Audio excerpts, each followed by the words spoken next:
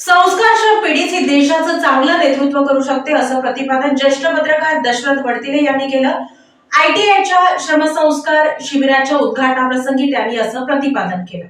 राष्ट्रीय सेवा योजनेच्या माध्यमातून तयार झालेली संस्कारक्षम तरुण तडफदार पिढी समाजाच्या आणि देशाच्या सर्वांगीण विकासाला गती आणि सक्षम नेतृत्व देऊ शकेल असा ठाम विश्वास सोलापूर श्रमिक पत्रकार संघाचे माजी अध्यक्ष आणि ज्येष्ठ पत्रकार दशरथ वडतिले यांनी व्यक्त केलाय.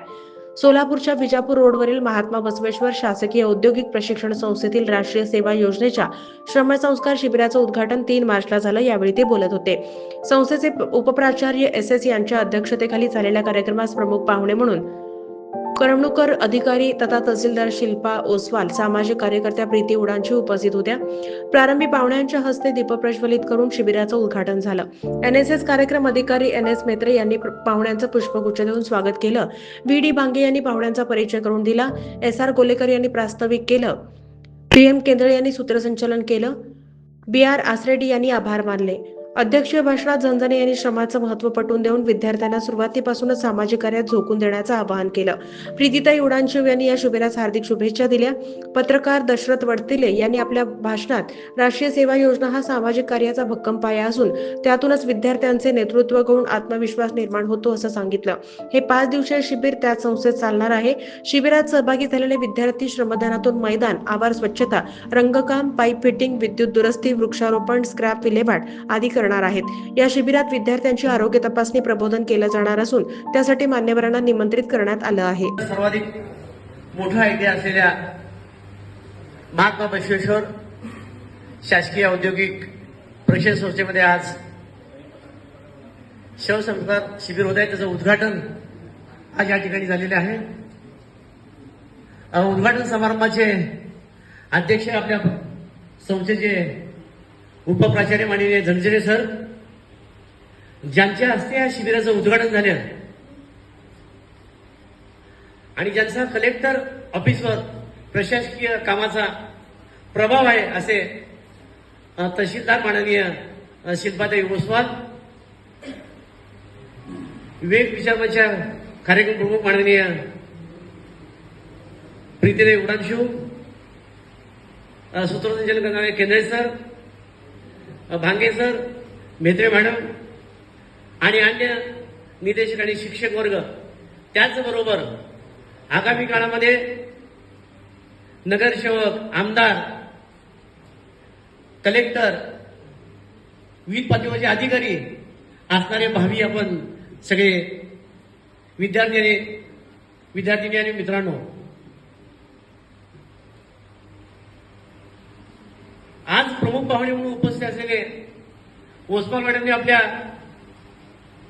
मायेच्या भाषेमध्ये आणि सोनारांनी कान टोचावं त्या पद्धतीनं खूप चांगली माहिती सांगितलेली आहे. आणि त्यापेक्षा मी वेगळं काही सांगणार नाही. ह्या ITIचा मॅनेजमेंट कमिटीचा सदस्य म्हणून मी नेहमी आपल्यासमोर बोलत असतो, विविध विषयावर चर्चा करत असतो. पुन्हा एकदा या कार्यक्रमानिमित्त आज मला बोलण्याची संधी मिळालेली आहे. मित्रांनो आणि मैत्रिणींनो, आपण फार भाग्यवान आहात की आपण NSS मध्ये आहात. ही अत्यंत अभिमानाची बाब आहे. NSS नंतर जर कुठल्या सविशेष संस्थेला साथ असेल तर NSS ला आहे. केंद्र सरकारच्या क्रीडा खात्याने यांना मंजुरी दिलेली आहे आणि माझ्या माहितीप्रमाणे 24 सप्टेंबर हा राष्ट्रीय सेवा योजनेचा दिवस आहे आणि महात्मा गांधी आपले त्यांच्या जन्मशताब्दीच्या वर्षी म्हणजे 1969 साली त्या राष्ट्रीय सेवा योजनेची सुरुवात केलेली आहे. महात्मा गांधीजी म्हणल्यानंतर स्वातंत्र्य, समता, बंधुता आणि अहिंसा हे चित्र आपल्यासमोर निर्माण होतं आणि हे समाजामध्ये निर्माण करण्याची जबाबदारी आपल्या सगळ्या विद्यार्थ्यावर, NSSच्या विद्यार्थ्यावर आहे.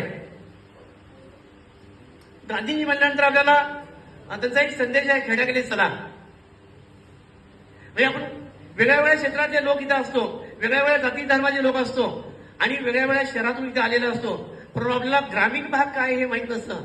म्हणून महात्मा गांधींनी आपल्याला संदेश दिलाय की खेड्याकडे चला. आणि मुळात श्रमसंस्कार शिबिर सुद्धा आहे नाही हे, पण वर्षातून एकदा ग्रामीण भागातच घेतलं पाहिजे असं ह्या मूळ घटनेमध्ये अपेक्षित आहे. परंतु आपण आपल्या ह्या संस्थेमध्ये म्हणजे एवढा मोठा एरिया आहे, ह्यामध्ये वेगळ्या वेगळ्या पद्धतीची स्वच्छता, खेळाचं मैदान असेल किंवा वेगवेगळे तांत्रिक दृश्य असेल, हे सगळं आपण काम करणार आहोत. एक ग्रामीण भागाची काय संस्कृती आहे जी लोकांना माहीत असायला पाहिजे, ज्याच्यामध्ये एकात्मता रुजलेली आहे, ज्याच्यामध्ये संघटन रुजलेलं आहे, ज्याच्यामध्ये संस्कार रुजलेले आहे. हे सगळे संस्कार आपल्याला ह्या राष्ट्रीय सेवा योजनेच्या माध्यमातून आपण निर्माण केले पाहिजे. आपल्याला माहित आहे, हे समोर आता आपल्या राष्ट्रीय सेवा योजनेचं बोर्ड लावलेला आहे. आता ओस्मान मॅडमने सांगितले की आपल्याला जे कॉफीचं पी आहे त्याप्रमाणे विरघळायला पाहिजे आणि सुगंधित झालं पाहिजे. तर तिथे घोषवाक्य आहे बघा, नॉट मी बट यू. हे माझ्यासाठी नाही पण तुमच्यासाठी. मी आपण विरघळायचं आहे, आपल्यासाठी नाही पण दुसऱ्यासाठी. आपण दैनंदिन जीवनामध्ये काम करत असताना आपल्यासाठी आपण जगणारच आहोत, पण समाजासाठी, देशासाठी आणि माझ्या कुटुंबासाठी, नातेवाईकासाठी काही करणारच का नाही, हे अत्यंत महत्वाची जबाबदारी आहे. हे सामाजिक कार्याचा पाया, राष्ट्रीय कार्याचा पाया आपल्याला राष्ट्रीय सेवा योजना माध्यमाच्या कार्यातून हे करायचं आहे. मित्रांनो, हे सगळं शिकत असताना आपण शिक्षण तर घेणार आहोत, आपण पदवीधर होणार आहोत, इंजिनियर होणार आहोत, पण हे करत असताना ज्या सामाजिक जाणीवा आहेत त्या आपल्यामध्ये निर्माण झाल्या पाहिजे. लक्षात घ्या, आपण 2 वर्षाचं जेव्हा हे एनसीसी पूर्ण कराल तेव्हा लक्षात घ्या, आपल्यामध्ये इतका बदल इतर विद्यार्थ्यांबरोबर झालेला असणार आहे. आपला आत्मविश्वास वाढलेला असणार आहे, आपले वागणूक वाढणार आहे, आपला हालचाल आपली बोलचाल वाढणार आहे. वेगवेगळ्या पद्धतीने समाज रचनेत आपण घटक असणार आहोत. आगामी काळामध्ये सुद्धा आपल्याकडून हे अपेक्षित आहे. मी आता सुरुवातीला बोलताना म्हणालो की इथं उपस्थित असलेले काही भावी नगरसेवक असतील, त्यांच्या काही आमदार होतील, काही इंजिनियर होतील, काही अधिकारी होतील. आपण ह्या पद्धतीने जर काम केलं तर देशाचं चित्र नक्कीच बदलायला वेळ लागणार नाही. आणि आपल्यासारख्या तरुणांची देशाला फार आवश्यकता आहे. तर जेव्हा राष्ट्रीय सेवा योजनेची निर्मिती झाली तेव्हा विचार केला की बाबा ह्याच्यामध्ये कुणाला घ्यायचं, तर देशामध्ये सगळ्यात जास्त संख्या तरुणाची आहे आणि मग तरुणाला त्यामध्ये सामावून घेतलं पाहिजे. विवेकानंद सुद्धा हे अपेक्षित होतं की बा तरुणांनी ह्याच्यामध्ये आलं पाहिजे. तरुणांची संख्या जर पुढे आली असेल आणि तरुण जर काम करणार असेल तर देशाचं चित्र बदलू शकेल. मी ह्यापूर्वी एकदा म्हणालो होतो की पंडित दीनदयाळ उपाध्यायांनी एक वाक्य म्हटलं होतं की रहा की डर बताकर जो न चलने की सलाह देते हैं, राह की डर बताकर जो न चलने की सलाह देते हैं उनकी तो मत सुनो, हमें तो अपनी राह बनानी है, जिस ओर जाएंगे वही रास्ता होगा. मित्रांनो, आपण कुणाच्या निमंत्रणाची वाट बघू नका, कुणाच्या सांगण्याची वाट बघू नका. आपल्याला एक मोठी दिशा मिळालेली आहे, आपल्याला एक महत्वाकांक्षी प्रकल्प मिळालेला आहे. ह्यामध्ये तुम्ही झोकून देऊन काम करा. झोकून देऊन काम करत असताना आपल्याला एक वेगळ्या दिशेला आपण गेल्याशिवाय राहणार नाही. मित्रांनो, हे करत असताना केवळ आपण इथे श्रम करणार नाही, तर श्रम करत असताना आपल्याला वर्षा 2 वर्षांनी सर्टिफिकेट मिळणार आहे, वेगवेगळ्या भागात गेलेला अनुभव मिळणार आहे. ही अनुभवाची शिदोरीच आपल्याला आपलं जीवन सुजाब सुफलाव करण्यासाठी मदत होणार आहे. तर सगळ्यांना विनंती आहे की जे आता इथं आले त्यांचं स्वागत आहे, जे आले त्यांना सहभागी करून या आणि जेवढा वेळ हे शिबिराला दिलेला आहे तेवढं जास्तीत जास्त वेळ देऊन तुम्ही हे शिबिर कसं यशस्वी होईल आणि आपण काय संस्कार घेणार आहोत आणि काय संस्कार देणार आहात हे आत्ताच आपल्याला ठरवण्याची आवश्यकता आहे. जेव्हा आपण आणि आपणच देशाचं चित्र बदलू शकाल हे विवेकानंदने सिद्ध केलेलं आहे. पुन्हा एकदा या शिबिराचं उद्घाटन निमित्त तुम्हाला शुभेच्छा देतो. तुमचं कार्य अशाच पद्धतीने होऊ द्या आणि शिबिरामध्ये सकाळ संध्याकाळ दुपारचे सत्र होणार आहेत, त्या सगळ्या सत्राला आवर्जून उपस्थित राहा. केवळ उपस्थित राहू नका, तर ही सगळी टिपणं काढा. हे टिपणांना सुद्धा तुम्हाला आगामी काळामध्ये तुम्ही कुठं भाषण द्यायला जाणार असाल, कुठं संवाद करणार असाल, कुठं बोलणार असाल, त्याचा सुद्धा उपयोग होणार आहे.